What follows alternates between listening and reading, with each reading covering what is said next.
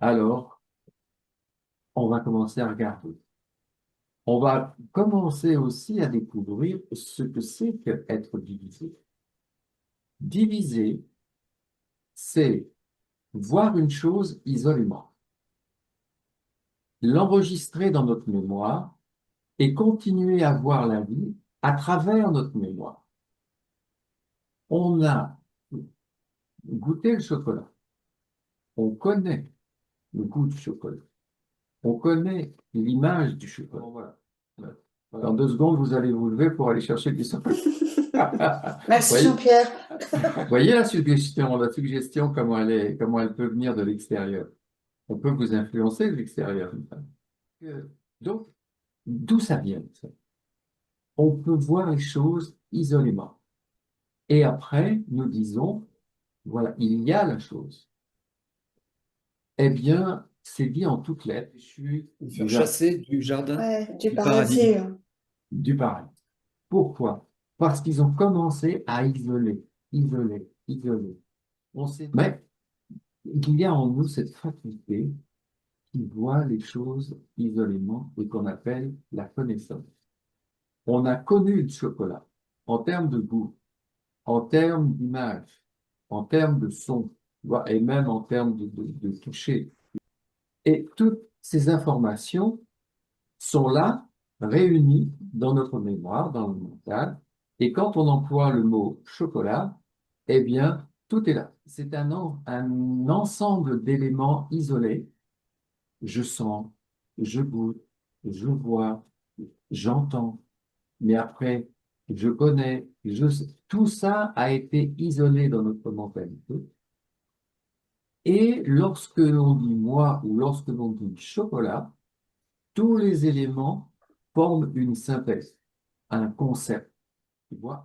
Et on a des convictions, on a des certitudes après. On a dit, je suis le corps, je suis intelligent, je connais, je sais. Voilà. On n'a pas vérifié ce que c'est, on n'a pas regardé du tout la nature de la connaissance, ce que c'est qu'un corps physique, on n'a rien regardé en fait. Et on n'a fait qu'affirmer, affirmer, affirmer. Et à partir de ces affirmations se sont logées dans notre mental et ont créé un écran ou une matrice. Et lorsque nous nous éveillons, nous voyons la vie à travers cette matrice de concepts qui sont liés les unes aux autres et qui forment une matrice. C'est ce qu'ils disent dans les textes spirituels. L'homme est un être éveillé, mais il dort. Il dort parce qu'il ne peut pas voir au-delà de sa matrice, de ses concepts et de ses idées, de ses convictions. Et il vit tout à travers cette trame conceptuelle, tu vois, dont le moi dont parlait Jean-Marc, et l'autre, et, et moi ceci, et moi cela.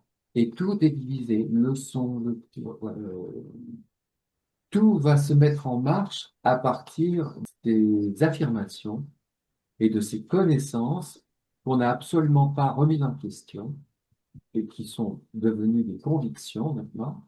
Et toutes nos pensées, nos réflexions sont basées sur cette trame conceptuelle. Voilà. Ah, mais en même temps, il nous faut de la connaissance. Il faut des mots pour désigner les choses. Quand tu en as besoin. Oui, Et quand on n'a plus besoin, ben, je ne les utilise pas. eh bien, on ne les utilise pas. Donc, c'est quelque chose qui n'a pas d'existence en soi, si tu veux. Ça, ça devient une faculté. C'est un petit peu comme si on disait, finalement, le mental, on s'en sert, on en a besoin pour aller faire les courses, pour sortir Mm. de chez soi, pour aller au travail, là. On a besoin de la mémoire.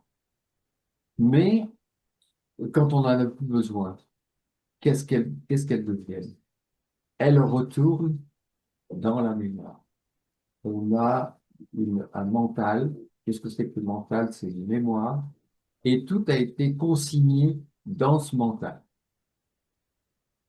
Quand le moi veut s'affirmer, il s'appuie sur quoi? La notion de moi, le corps, la Oui. notion d'être le corps. La notion de moi, tout ça. Hmm. Oui, d'être une personne, d'exister en tant qu'une personne. Mais qu'est-ce que tu fais quand tu dis ça, quand tu parles au fond? Tu te réfères à quoi? Au corps? Non? Ben, à ma condition de personne, enfin, de la mémoire de ce Ah, que la mémoire, mais bien sûr, tu te réfères à la mémoire. si j'avais pas de mémoire, ben, j'aurais pas besoin de m'affirmer, puisqu'il n'y a pas de mémoire. Exactement. Pourquoi le moi veut s'affirmer?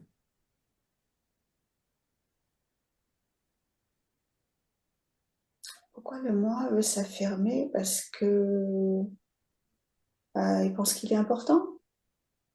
Oui. Mais qu'est-ce que tu vis qu'est-ce qu'on vit quand le moi s'affirme? Il a Je sais l'impression supérieur. d'exister.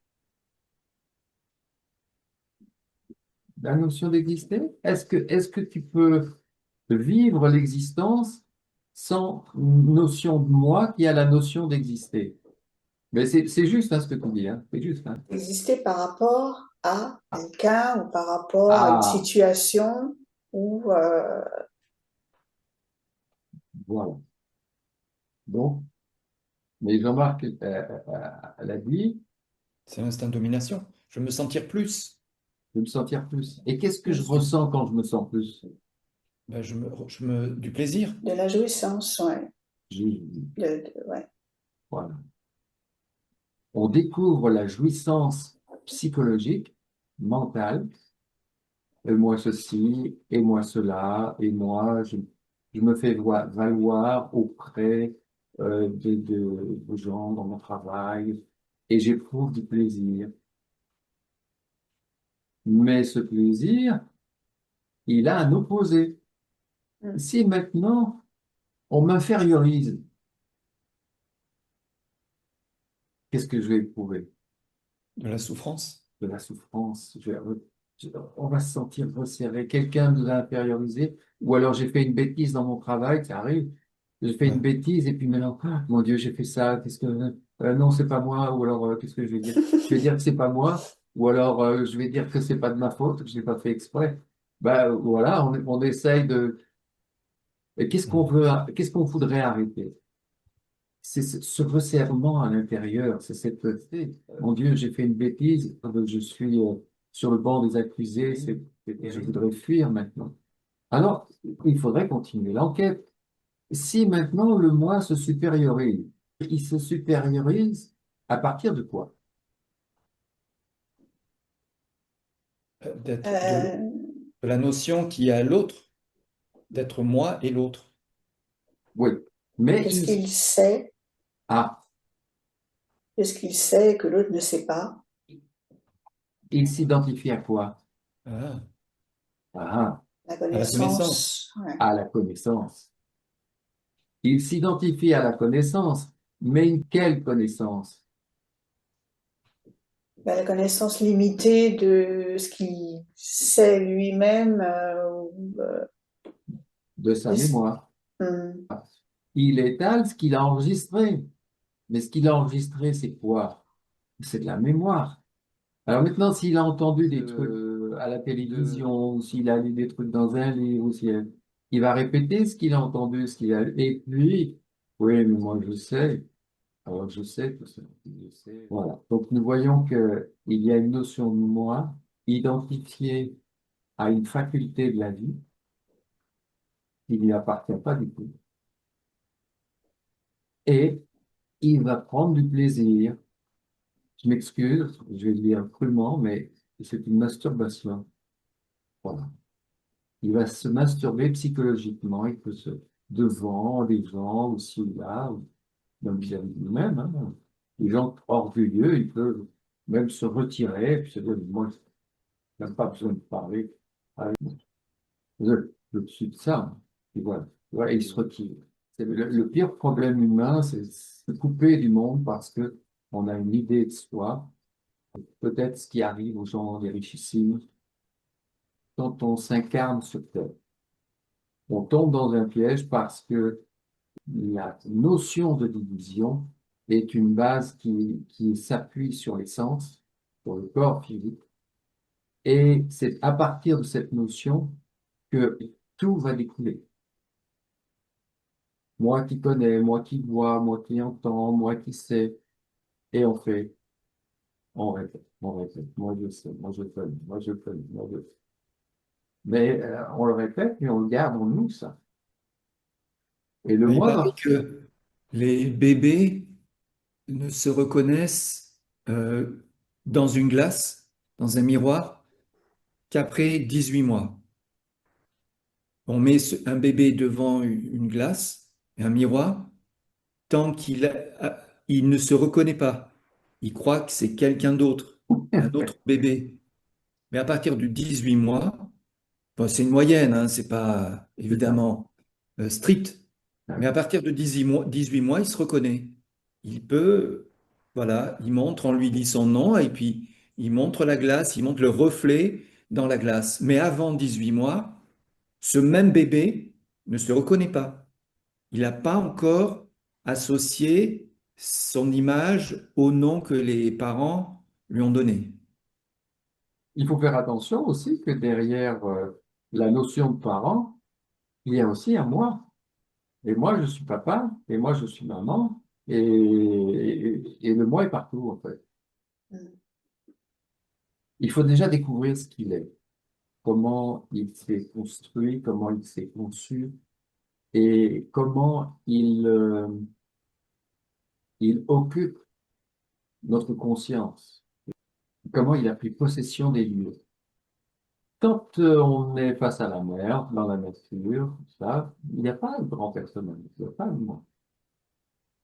Et on est très tranquille. Vous voyez, le grand personnage, Jésus l'appelle le grand personnage. Alors, évidemment, si on n'a pas un peu de décryptage dans ces versets, on peut s'en mêler au pinceau. Je regardais un petit peu les versets que tu avais notés. Alors, il dit des choses puissantes, une puissance incroyable, qui pourrait paraître très, très subversive quand on commence à comprendre la substance de ces messages, le fond de ces messages. On a le droit de se dire, ah, il va loin quand même. Verset 71, c'est très simple. Je détruirai cette maison et personne ne pourra la reconstruire. Mais qu'est-ce que ce message veut-il bien dire? Je détruirai cette maison et personne ne pourra la reconstruire. Je détruirai le mental psychologique, la matrice, puisqu'elle est basée sur des choses fausses, sur des compréhensions fausses, des associations, des relations fausses. La Et per- maison, ouais. Qu'est-ce qu'on considère comme être notre maison? Exactement, Euh, c'est ce que dit Jean-Marc. Notre conscience abrite une matrice et on considère cette matrice comme notre maison. Et elle est notre maison puisque elle est notre référent. Oui. On ne se réfère qu'à elle, vous voyez, qu'à mhm. nos idées, qu'à moi, qu'à ce que je pense. Donc, elle est notre maison. Mais lui, il dit, je détruirai cette maison et personne ne pourra la reconstruire. Pourquoi on ne pourrait pas reconstruire la maison? Parce que si les erreurs sont vues par la lumière de conscience, nécessairement la maison va s'effondrer.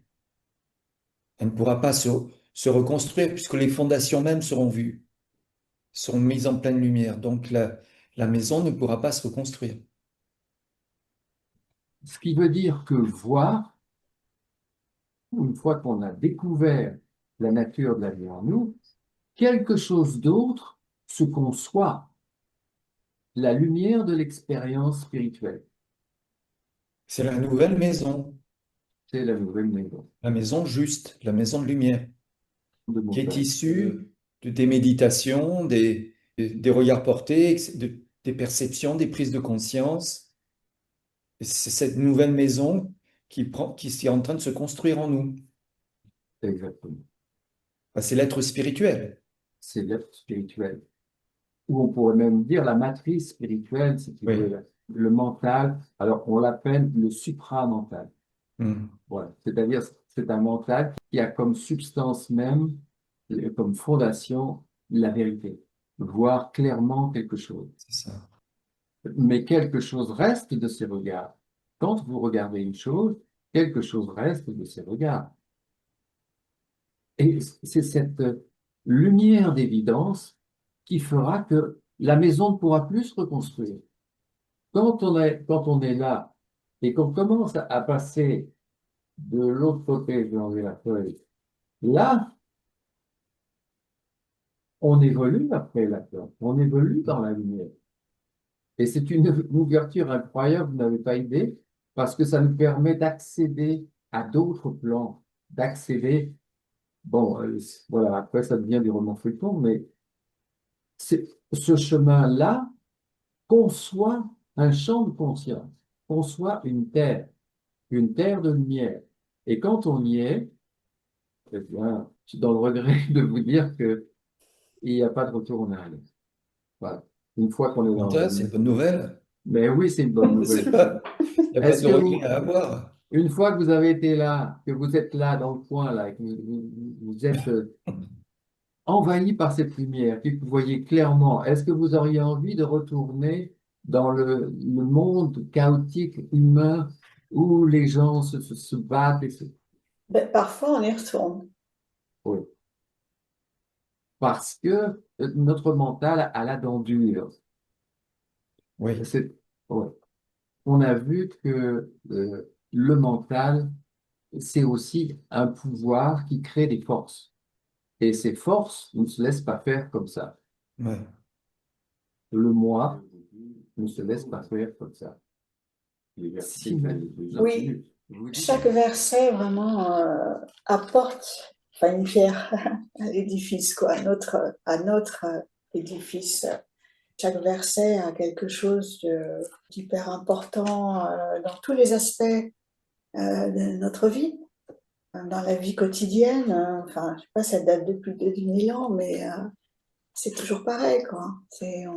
Tous les problèmes abordés, on peut les vivre, et même plus. On parle de vibrations, par exemple. Je sais pas, ces choses un peu invisibles, aussi du miracle, un peu du miracle de la vie, de la magie de la vie, de la conscience de l'âme, enfin vraiment beaucoup, beaucoup de choses. Et toutes ces facultés aussi, comme tu le disais tout à l'heure, ne nous appartiennent pas, alors que on en fait notre propriété. C'est moi qui fais ça, c'est grâce à moi si, moi je sais bien dessiner, c'est moi. On prend tout pour nous en fait, pour soi.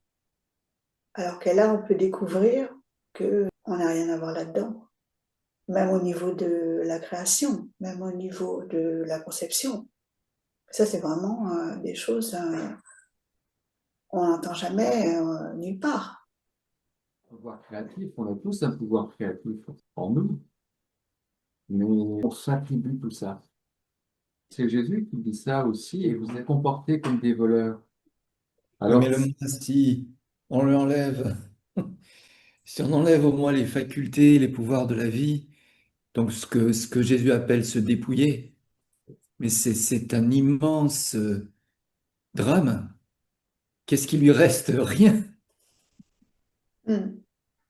Mais oui, mais c'est très important ça, parce que justement, qu'est-ce qui nous reste, quoi, si on nous enlève tout ça? Tu vois? Pour le moi, c'est un drame absolu oui, parce qu'il ne se sent vivant, important que parce qu'il a en mémoire euh, que c'est lui qui fait ceci, qui sait faire cela, qui a appris ceci, qui est bon en cela, etc.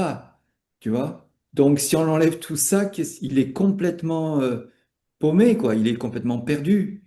C'est pour ça, je pense qu'il y a beaucoup de gens qui ont peur du domaine spirituel, même inconsciemment parce qu'ils sentent bien, ou plutôt leur moi en eux se rend compte assez vite que s'ils rentrent dans ce chemin quoi, intérieur, ils se rendent compte de façon instinctive qu'ils vont disparaître, quoi. On va tout leur prendre, tout ce qu'ils croient être, et que si on leur prend tout ça, ils sont plus rien, quoi.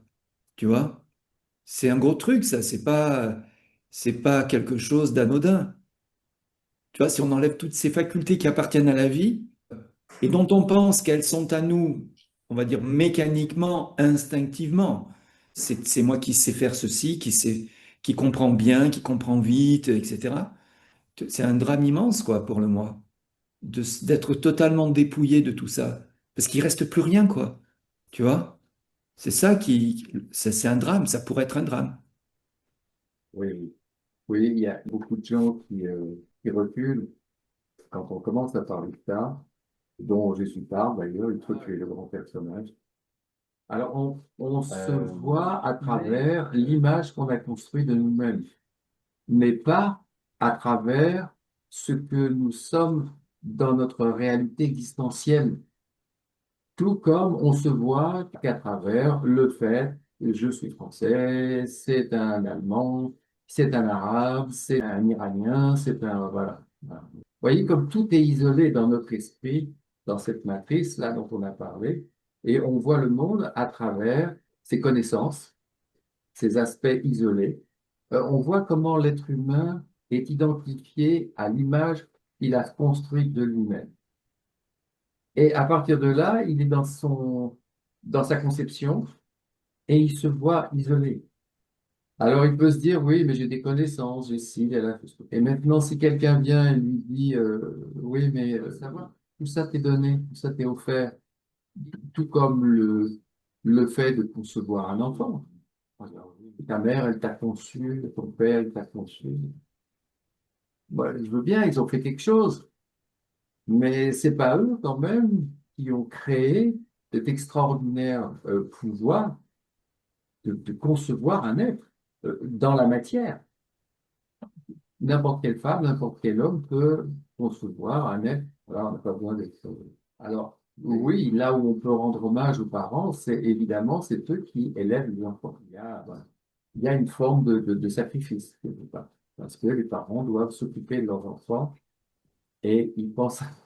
Ça fait rigoler, je crois. C'est un vrai sacrifice, ouais.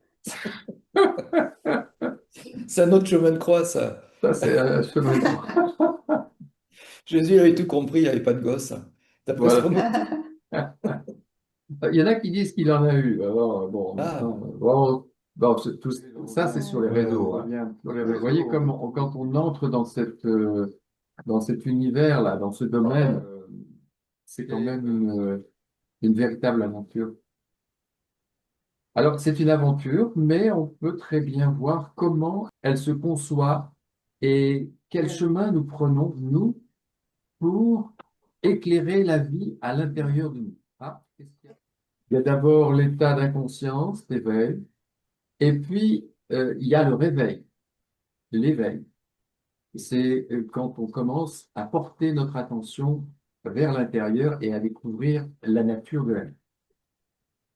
Il y a un réflexe qu'on commence à prendre et qui est crucial celui-là, qui est de prendre du recul et de se positionner dans le silence, à l'intérieur de soi.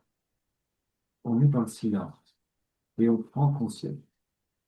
Et c'est grâce à cet espace que l'on met entre le témoin et ce qu'il observe que la conscience va pouvoir révéler la nature de ce qu'elle observe.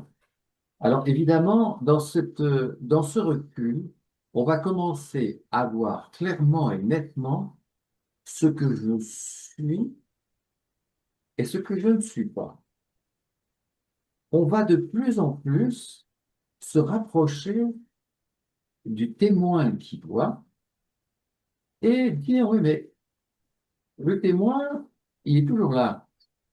Mais la colère, j'étais en colère il y a 1 heure, 2 heures, elle est partie. Je suis plus en colère. Cette colère, c'est quelque chose qui est entré en moi et qui est parti. Mais le témoin, lui, est toujours là. Il est toujours à même de prendre conscience et d'être témoin de quelque chose. Vous voyez ça? On va petit à petit percevoir qu'on est beaucoup plus la lumière qui voit que ce qui ne fait que passer une sensation. Elle passe. Une colère, elle passe. Un sentiment, il passe. Ça peut durer des fois longtemps, un sentiment, hein. Mais néanmoins, ça passe tôt ou tard. Mais cette lumière et la conscience, elles, sont toujours là. Donc, je vais de plus en plus m'installer dans cette conscience, dans ce témoin, et ressentir en lui, eh bien, quelque chose de très paisible. Et surtout, je vais découvrir le pouvoir de prendre conscience. Alors, évidemment, il y a des pièges sur le chemin. Voilà. Alors, le chemin, là, il est bien tracé, il est tout droit, c'est un pont, on n'a plus qu'à marcher, puis on arrive à la lumière. Mais il y a beaucoup de pièges sur le chemin, et notamment le piège du moi. Parce que le moi dont on a parlé, il s'identifie à tout, il dit que tout lui appartient, et il va même, à un moment donné, s'identifier à celui qui voit, à celui qui parle, à celui qui sait. Et là, il y a un petit passage délicat. Quand on sent qu'il y a une identification, revenir à l'instant présent et la conscience dans l'instant présent de ce que nous vivons. Si on fait ça, alors on débusque ce moi qui prend la place. Tu vois, Jésus l'appelle le grand personnage. Vas-y. Alors, comment le reconnaître? Ah.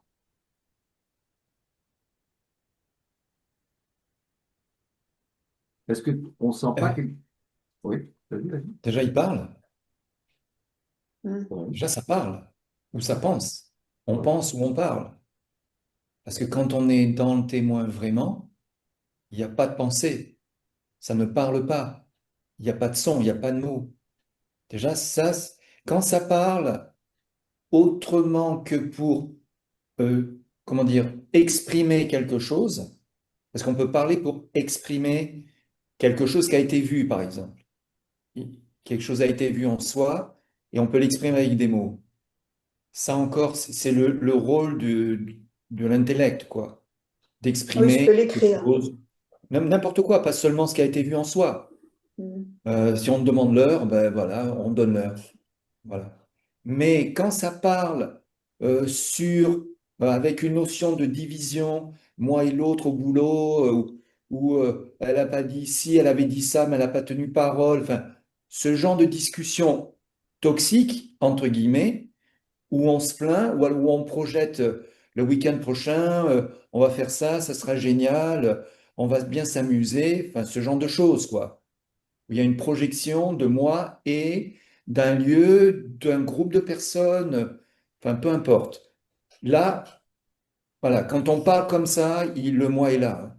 Quand on est vraiment dans le témoin, c'est le silence. C'est le silence. Ça déjà, c'est quand même une façon de bien discerner les deux. Lorsqu'on est dans le témoin, il y a ce silence. Lorsqu'on est dans l'observation, une attention portée, on est dans le silence. Et ce silence et cette attention vont explorer comme un projecteur qui tourne et qui éclaire une caverne assez sombre, qui est notre dimension intérieure. Et tout de suite, on va percevoir qu'il y a un éveil, l'éveil d'un être, une notion, tu vois. Une notion, c'est ressenti. Et quand on sent qu'il y a cette présence, on sait qu'on est en face du moi. Si on parle et qu'on prend un recul et qu'on prend conscience de ce qu'il y a à l'intérieur, tu auras la réponse. Donc, on a cette réponse quand on prend du recul, quand on est dans l'attention et quand on perçoit en nous une notion. Tu vois. L'intensité et la puissance, c'est important à ce moment-là. Parce que quand quelque chose s'éveille, on sent une puissance à l'intérieur de nous. Voilà. Et là, on se dit, oui, il y a une notion de moi. Moi. Alors, ben voilà, on est dans cette introspection vivante, tu vois, en conscience de ce que nous sommes. Et ça, c'est là où on est sur le fameux pont qui nous conduit à la Terre, la nouvelle Terre, comme l'appelle Eckhart Tolle. Ouais. Mais quand je ferme les yeux, tu vois, je regarde là, j'ai les yeux ouverts, je ferme les yeux et quand même, j'ai la notion qu'il y a quelque chose qui regarde, qui est là, Oui, tu vois? oui, Mais oui, c'est oui, quoi oui. alors? C'est pas le moi, puisque Non, c'est juste regarder. C'est pas le corps, puisque les yeux sont fermés. Alors, quand je ferme les yeux, tout simplement fermer les yeux, hein, je vois bien qu'il y a quelque chose qui voit, on va dire, l'obscurité. Et c'est quoi ça? C'est la conscience. c'est la question. C'est une pure lumière qui voit, c'est tout. Il n'y a pas quelqu'un il y a une faculté qui est témoin de quelque chose. Mais la faculté, elle est lumière, elle est claire. Hmm. Pourtant, Alors, j'ai vraiment l'impression qu'il y a deux yeux, quoi. Tu vois que c'est comme sur le plan physique. C'est-à-dire, oui, qu'il y a quelque chose euh, qui a deux yeux, tu vois, dedans. oui, oui, Alors, oui, c'est comment dire, ça a une forme ou ça n'a pas de oui, forme? ça a une forme et ça n'a pas de forme. Ah, les deux. Les deux. Tout est double. Tout a une forme et pas de forme. On a un D'accord. corps physique qui est une forme et on a l'esprit. On a notre esprit, cette lumière qui est claire, et qui, elle, est sans forme. On est double. On est à la fois matière, corps physique, et à un moment donné, c'est la pure lumière. Et là, il n'y a pas de forme. C'est une lumière qui est claire, simplement. Donc, c'est un petit peu déroutant parce qu'on se dit, mais alors on a une forme ou on n'a pas de forme? Eh bien, on a une partie de nous à forme et une partie sans forme. La pure conscience et les rayonnements, et puis c'est tout. Donc, ce qui Mais, regarde là l'obscurité, c'est un esprit qui a une forme. mais regarde maintenant l'esprit qui est clair. Si tu regardes d'où vient sa lumière, ben, elle vient de quelque chose qui n'a pas de Ah, forme. oui, c'est comme si ça passait à travers la forme, quoi. Exactement. D'accord, C'est toujours ça. Ça passe toujours à travers une forme. d'accord, d'accord. Donc, la vie passe à travers notre corps physique et nous vivons par le canal des sens les sensations physiques. Mais si maintenant on se retire et qu'on va dans la lumière qui est claire, on voit personne. Mais à un moment donné, on voit quand même une forme qui a focalisé une énergie sur le plan physique. On prend conscience qu'effectivement, il y a eu un véhicule, si tu veux, qu'on peut appeler l'être spirituel. Mais allons maintenant derrière l'être spirituel, c'est l'être absolu. Il y a ce fameux soleil, enfin, le Voilà, symbole de la couverture, de la couverture. qui passe à travers. Lui, c'est Alors, le vitrail pur, c'est ça dont on parlait à une époque Mm. dans l'Église. Et la lumière pure, la pure lumière passe à travers l'être spirituel. la pure lumière est en dehors de l'église. Oui, Elle éclaire l'église. oui, oui, Et nous, on a plein de vitraux avec des couleurs différentes.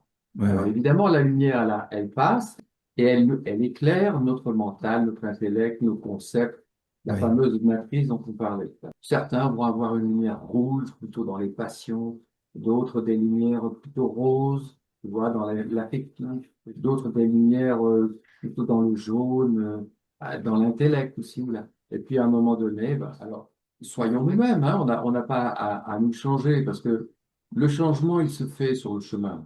Comme on commence une introspection, les changements vont se faire naturellement, Oui. parce que c'est la lumière qui transforme. C'est ça, c'est ça. Pourquoi ça change pas dans le monde physique, dans le monde des êtres humains, et puis c'est un éternel recommencement dans la violence, dans la possession, dans la domination, dans la jouissance. Je possède, je domine, je jouis. Je possède, je domine, je joue. C'est un petit peu ce jeu. Mais lorsque on entre dans la pure conscience, eh bien, on est libéré de tout ça. Oui. Et moi, je vais peut-être vous libérer peut-être du décryptage de l'évangile de Thomas. Je le mets là parce que, voilà, ça va?